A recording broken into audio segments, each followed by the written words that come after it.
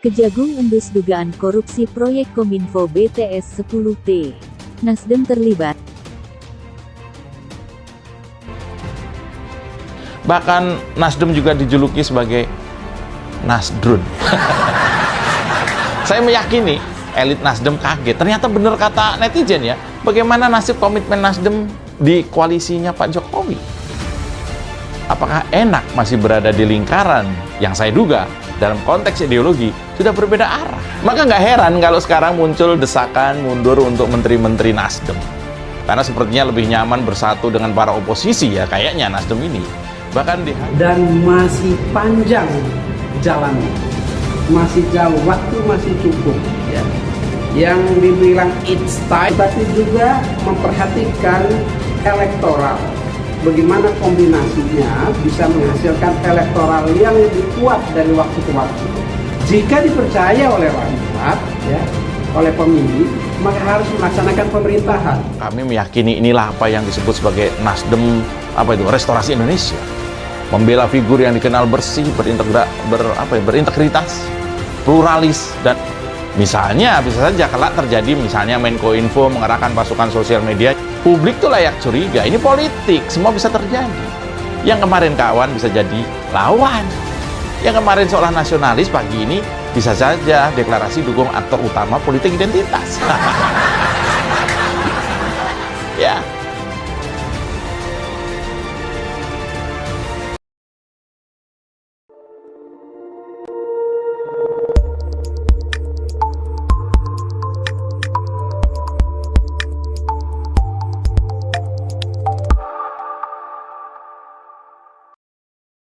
Kejaksaan Agung segera gelar perkara dugaan proyek korupsi yang dilakukan oleh Kementerian Komunikasi dan Informatika mengenai pengadaan BTS.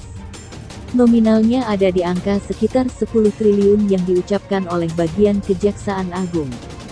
Kita tahu saat ini bahwa Menteri Komunikasi dan Informatika dikepalai oleh kader Nasdem yang mendukung Anies Baswedan menjadi capres. Penyelidikannya sudah dilakukan sejak tanggal 18 Juli tahun 2022 dan akan ditetapkan apakah akan naik status atau tidak. Naik status dalam artian penyidikan. Direktur Penyidikan Jaksa Agung Muda Tindak Pidana Khusus Kejagung mengatakan bahwa kemungkinan minggu ini akan ditetapkan statusnya. Menurut Kuntadi, pihaknya sudah melakukan cross-check ke berbagai tempat dan berbagai sumber, yakni klarifikasi dari sumber Kementerian Komunikasi dan Informatika dan juga pihak swasta. Klarifikasi tersebut dimaksudkan untuk mendapatkan gambaran utuh soal dugaan tindak pidana korupsi BTS yang nominalnya ada di angka puluhan triliun. Sebelumnya, Kejagung menyatakan telah menemukan dugaan peristiwa pidana atau pelanggaran hukum dalam pengadaan Tower Base Transceiver Station BTS oleh Kementerian Komunikasi dan Informasi Kominfo. Adapun proyek tersebut ditaksir menghabiskan dana triliunan rupiah. Kejanggalan yang ditemukan adalah seperti ini. Agar kita sama-sama paham saja. Proyek yang dilakukan oleh Badan Aksesibilitas dan Komunikasi dan Informatika (Bakti) sudah dirampungkan oleh subkontraktor PT Semesta Energy Service (SES) hingga 80% pembangunan. Namun, proyek penyediaan infrastruktur telekomunikasi yang tersebar di sejumlah titik di Natuna tersebut, diduga bermasalah dalam hal pembayaran ke pihak ketiganya. Hingga akhirnya, PT SES mengambil langkah tegas, dengan menyegel site-site tower tersebut. Proyek ini dilakukan di era Johnny G. Plate yang adalah kader Nasdem. Saya menduga dari awal sepertinya ada yang aneh dengan Partai Nasdem. Kenapa Nasdem buru-buru mencalonkan Anies Baswedan jadi capres? Padahal selama ini kita melihat partai ini kan sangat nasionalis. Tapi kok mengusung capres yang didukung oleh radikalis, teroris dan koruptor?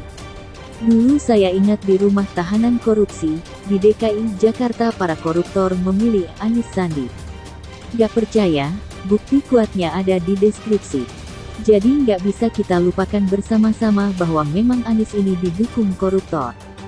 Bagi penulis, ini adalah janggal. Makanya kalau Nasdem pada akhirnya terseret di dugaan kasus korupsi BTS yang dibangun, dan ternyata ada puluhan triliun yang jadi kejanggalan, saya kira nggak heran. Semoga saja proses hukum dilaksanakan dengan baik.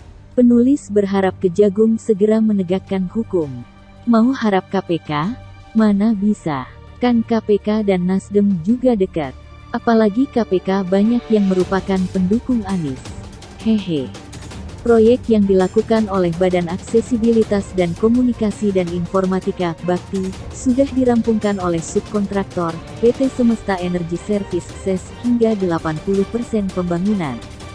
Namun, proyek penyediaan infrastruktur telekomunikasi yang tersebar di sejumlah titik di Natuna tersebut diduga bermasalah dalam hal pembayaran ke pihak ketiganya. Hingga akhirnya, PT SES mengambil langkah tegas dengan menyegel site-site tower tersebut. Proyek ini dilakukan di era Johnny G. Plate yang adalah kader Nasdem. Saya menduga dari awal sepertinya ada yang aneh dengan Partai Nasdem. Kenapa Nasdem buru-buru mencalonkan Anies Baswedan jadi capres? Padahal selama ini kita melihat partai ini kan sangat nasionalis. Tapi kok mengusung capres yang didukung oleh radikalis, teroris dan koruptor? Dulu saya ingat di rumah tahanan korupsi, di DKI Jakarta para koruptor memilih Anies Sandi. Gak percaya? Bukti kuatnya ada di deskripsi. Jadi nggak bisa kita lupakan bersama-sama bahwa memang Anies ini didukung koruptor. Bagi penulis, ini adalah janggal. Makanya kalau Nasdem pada akhirnya terseret di dugaan kasus korupsi BTS yang dibangun, dan ternyata ada puluhan triliun yang jadi kejanggalan, saya kira nggak heran. Semoga saja proses hukum dilaksanakan dengan baik. Penulis berharap Kejagung segera menegakkan hukum. Mau harap KPK? Mana bisa. Kan KPK dan Nasdem juga dekat. Apalagi KPK banyak yang merupakan pendukung Anies. Hehe.